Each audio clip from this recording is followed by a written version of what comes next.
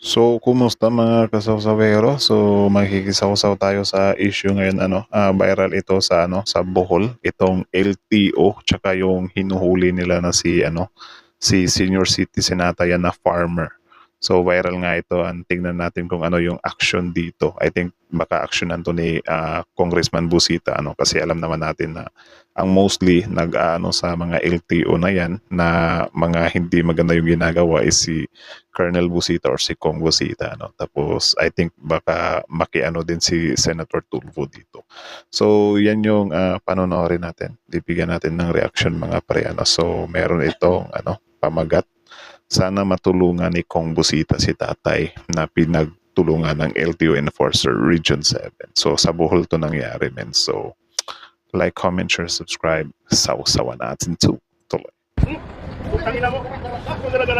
Nagmura Narito pa. ang full video mga idol patungkol sa viral issue ng LTO enforcer ng Region 7 dahil sa pagmamaltrato nila sa isang magsasaka na rider.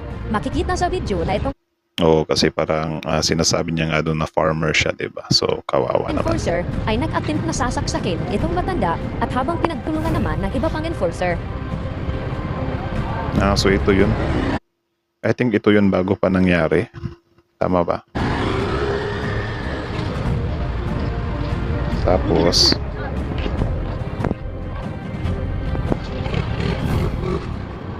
kasi sa pagkakaalam ko meron siyang kutsilyo.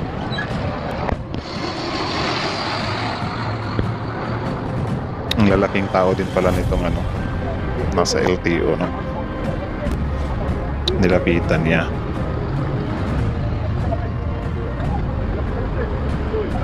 Tapos Doon na komosyon na LTO versus LTO versus civilian. nagdala din kasi siya ng kutsilyo men eh. Ay komosyon na. Aalis na sana siya. So ano ba yung context doon yan men? Kasi nakaupo lang naman si tatay sa motor niya, di ba? Pero bakit siya yung lumapit mismo sa LTO? Ay komosyon na. Ayun, di ka na tuloy pinalis. Ayun, nakuhanan siya ng kutsilyo, ng knife. So, dala-dala niya. I think yung context ata niyan is parang dala-dala niya daw yan parati. Kasi parang farmer nga daw siya para pang harvest niya. Pero syempre, sa pag-iisip or sa tingin ng LTO niyan is threat na yan para sa kanila. So, parang nabigyan tuloy yung LTO, di ba, ng reason ba para i-apprehend siya.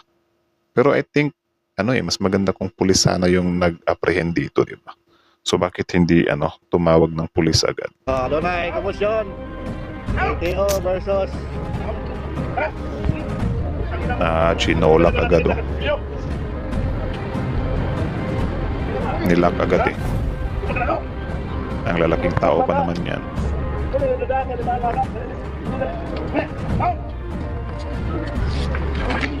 Diyos ko. Actually, nagkakatakot yung part na itong si LTO sana, nung pagkakuha niya sana ng kutsilyo, nilayo na sana agad yung kutsilyo. Kasi yung parang inaakma niyang parang pag ganun, I think foul na yun eh. Di ba? I think hindi na yun akma. I think sumobra na siya sa part na yun.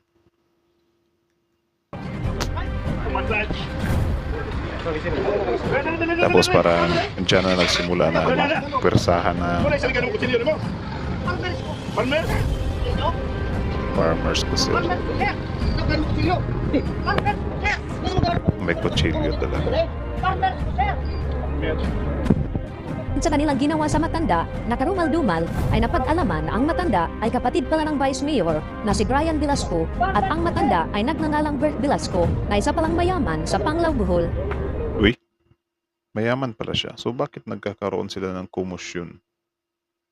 Halaka. Farmers ko sila. So parang yan na yung nirarant niya nung nakuhanan siya ng kutsilyo. I think ine-explain niya rin yung sarili niya na yung kutsilyo nga is dinadala niya lang yun kasi nga farmer siya. Pero syempre di din natin mawawala na para sa LTO is threat na yun para sa kanila. 'Di ba? So parang nabigyan tuloy ng dahilan yung LTO para i-hold siya. Yun nga lang, ang the way kasi na pag-hold ng LTO is parang hindi na siya makatarungan kasi grabe yung puwersa na ginamit nila, eh, 'di ba? Eh, I mean, dapat nung nakuha na nila yung kutsilyo, hindi na ganyan tawag diyan, ka-aggressive dapat sana yung actions nila, 'di ba? Delikado na kayo. Ayan o, tinukuran pa. Parang may nagsalita pa na hinay lang sir, eh, na parang hinay lang sir or dahan-dahan lang sir. I think nasasaktan na siya, something like that. Or parang ano pa pala siya, parang nakiusap pa siya na, i-treat mo ko ng tama. Which is, karapatan din naman, 'di ba, ng isang ordinaryong mamamayan yun.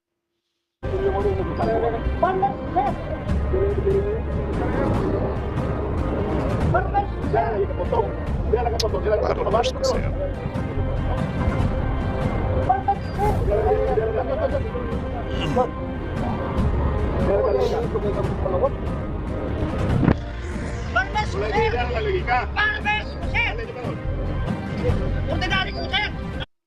For me lang, ano talaga, dapat talaga siyang i-apprehend ng LTO, kasi yun nga, may dala siyang kutsilyo. Regardless kung gagamitin man or gagamitin niya man yan sa pangha-harvest niya. Still, pwede kasing maging threat sa LTO yan, It's just, so I think nasobrahan lang talaga yung anong tawag dyan, neutralize ba? Pag-neutralize ng LTO, parang hindi na siya makatao.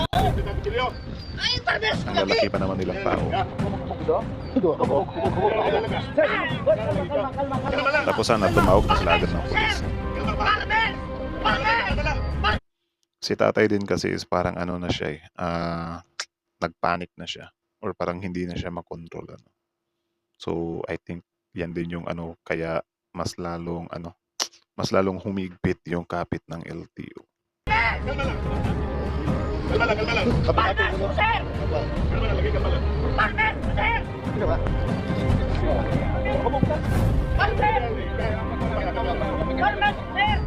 Yun lang, parang hindi natansya ng LTO mag-viral ng video. Hindi siguro nila namalayan or hindi siguro sila nanonood ng Facebook na mostly sa mga buhol ngayon ay naging vloggers na. Ordinary tao, sir! Ordinaryong tao.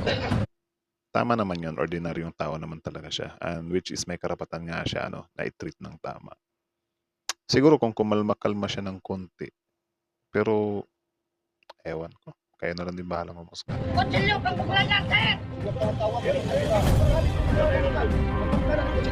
Oh, lagi! Lagi! Oh! I think ang isa sa sa rason dito kung bakit mas nagpanik si tatay is baka magkaroon siya ng tawag diyan, violation ata dahil sa nakuha sa kanya na kutsilyo. 'Di ba? Na baka mas madiin siya. Which is yun nga, pwede nga talagang gamitin ng LTO yun laban sa kanila, 'di ba? So kahit sabihin niya na farmer siya or dinala niya lang yun or dala-dala niya yun parati, pwede din gamitin ng LTO yun na feel threatened din kami. So parang ganun. So parang 50-50 sila niya.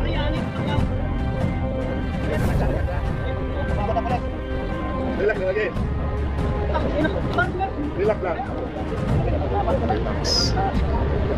Yung lang talaga, yung pagpapababa lang talaga ng LTO kay tatay sa motor, parang I think sumusobra na yun, na parang nakuha mo na nga yung kutsilyo, 'di ba? Pero biglang ginanon mo patas, ginanyanan mo pa siya ng kutsilyo, 'di ba? I don't know if dala lang ba ng galit. Pero kaya nga meron silang 'di ba? Meron ba yung LTO?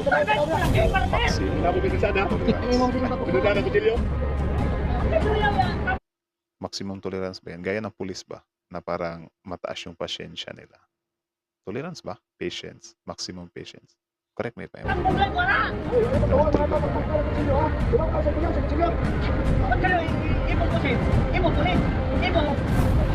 Sir, ako, Carmen, akin.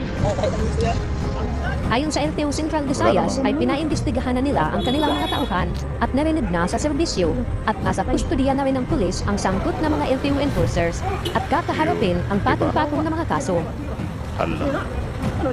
So, yan. Sabi ko sa inyo, consequences nyo rin yan eh.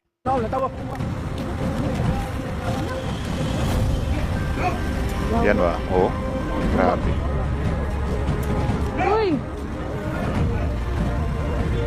Tsaka hindi naman talaga siya yung tipong nagpumiglas talaga, di ba? Nagmatigas lang. Pero I think kaya namang anuhin yun eh. Baka na-threaten lang siguro sila or nadala sa init ng ulo. Di ba? Pero wala talaga. I think sumobra talaga sila sa part na yan.